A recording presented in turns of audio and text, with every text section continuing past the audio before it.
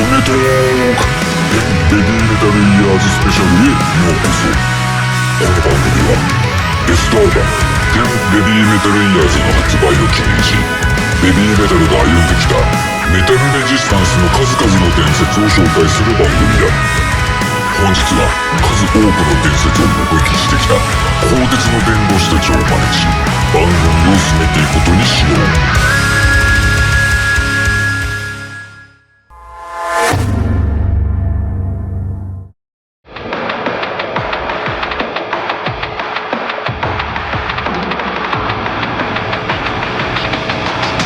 ファーストはすごくやっぱり国内の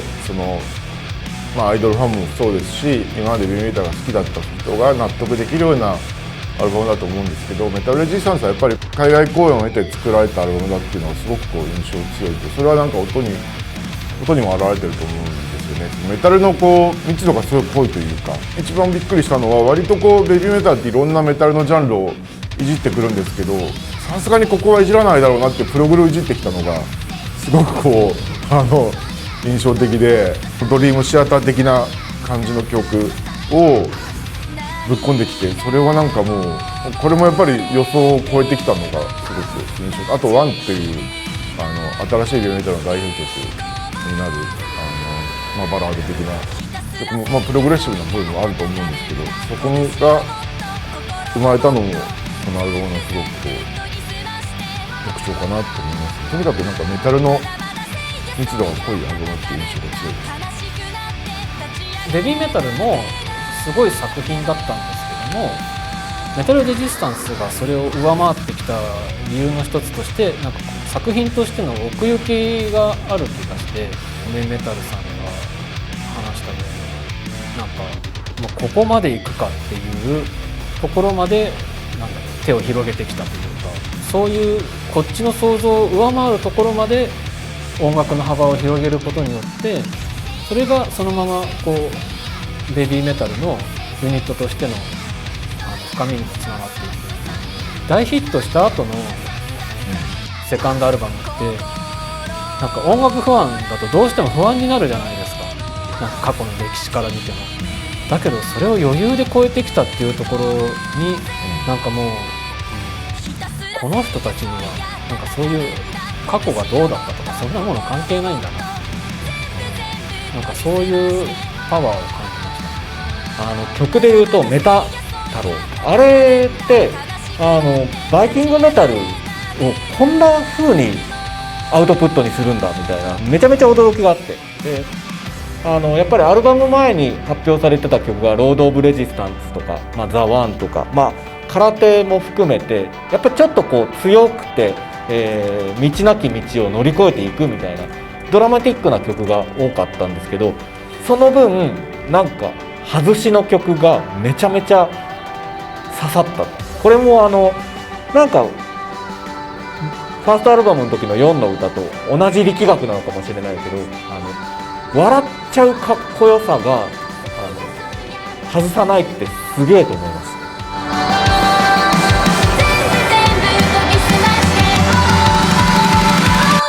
ひたすらせいやそいや戦うん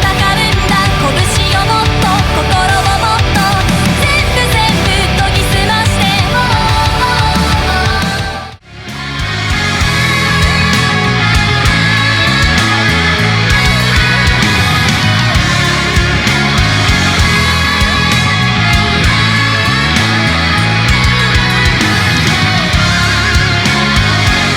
あの時の客席も含めた一体感ですよね。いろんな国の国旗が掲げられて、そのステージの真ん中にはベビーメタルがいて、いろんな人の思いを背負ってもなんか崩れない3人の強さみたいなのをすごい説得力を持って感じたような。やっぱロード・オブ・レジスタンスかな。アリーナでモシュピットがいくつもできてて、モシュピットの中心にいるのが本当に現地の若いキッズというか、キッズ盛んなキッズがぐるぐるぐるぐる回って笑顔で回ってるのを見て、これ多分日本のアーティストでこういう光景を見させるのってなおかつバンドじゃない人たちで、もう誰もいないだろうなっていうのは思いましたね。ライブの日かその前日かにHMV に行ったんですよ。はい、ロンドンのど真ん中で、せっかくだからそこでメタルレジスタンス買おうと思ったら売り切れてたんですよ。もう発売日になんかで、それであれないないと思って店員に聞いたら売り切れちゃったよって言われて、なんかそこで結構衝撃を改めて受けた。言い方はあれですけど、イギリスにおいてなんかより普通の存在になったっていう、現象じゃなく、いい意味で現象じゃなくなってきたっていう。そうそうそうそうそう、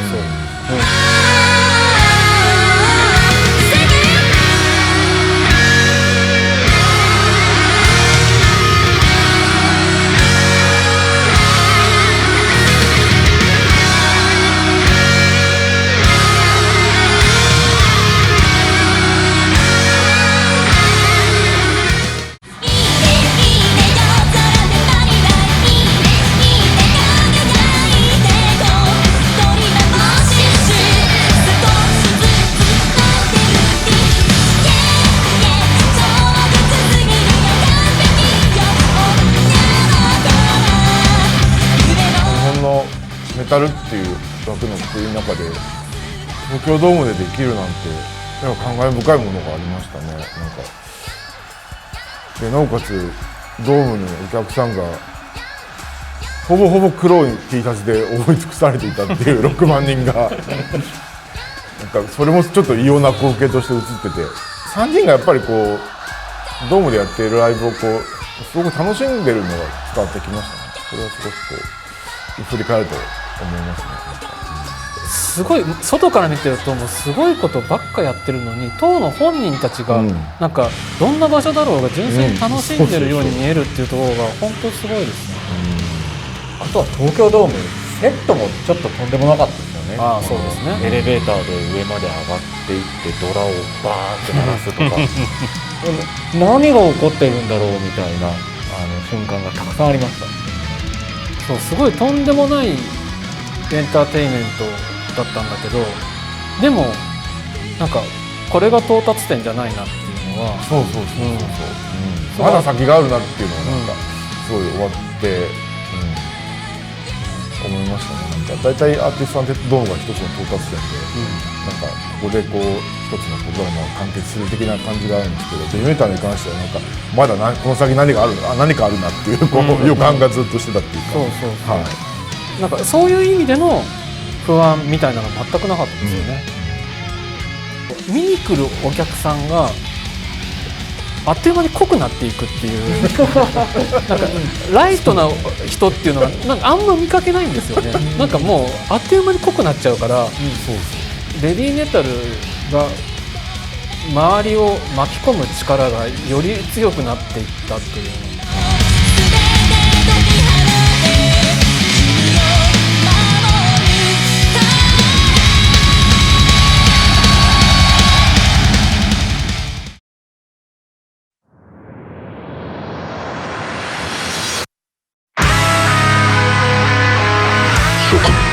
本日のベビーメタル褒めトーク10ベビーメタルイヤーズスペシャルは楽しんでいただけたかな。10月13日には10年間のメタルレジスタンスの歴史が詰まった別冊角川総力特集ベビーメタルが発売となるので、ぜひこちらもチェックしてみよう。そして12月23日に発売となるベストアルバム10ベビーメタルイヤーズもお忘れなく。それではまた次回お会いしよう。